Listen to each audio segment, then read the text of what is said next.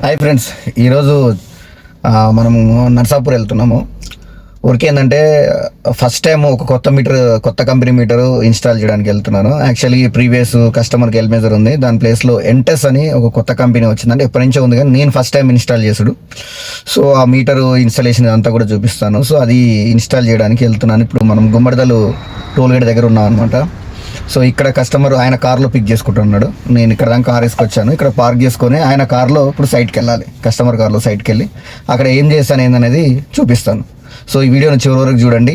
So ఏపీఎఫ్సిఆర్ panel ఎంత important అనేది మీకు అర్థమవుతుంది. ఇక్కడ ప్యానల్ బోర్డ్ 100 kVR ఇది.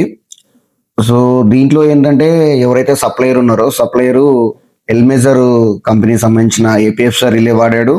సో బ్యాంక్స్ కూడా మీకు ఇక్కడ ఇందులో 25 kVR 15 10 పెట్టాడు అనమాట. సో చిన్నవి లేవు, 1 2 3 5 లేవు అనమాట. దీనివల్ల ఏంటంటే మనకు ఎగ్జాక్ట్లీగా యాక్యురేట్గా మెయింటైన్ కావట్లేదు ఏపీఎఫ్సిఆర్. సో దాని గురించి మనం ఏం చేసామంటే రిలే కూడా ప్రాబ్లం ఉందని సస్పెక్ట్ చేసి మనం ఏదైతే ఏపీఎఫ్సిఆర్ రిలే ఉందో ఎంటైస్ కంపెనీ బాగా రికమెండ్ చేస్తున్నారు. సో ఎంటైస్ కంపెనీ వాడదామనేసి కస్టమర్ చెప్తే కస్టమర్ కూడా ఓకే అన్నాడు. సో దాంతోపాటు మనం ఏం చేసామంటే బ్యాంక్స్ పెంచాం. ఎట్లా అది 12 స్టేజ్ కదా, దీంట్లో 1 2 3 5 అని కెపాసిటర్ చిన్న రేంజ్ కెపాసిటర్స్ కూడా పెట్టడం జరిగింది.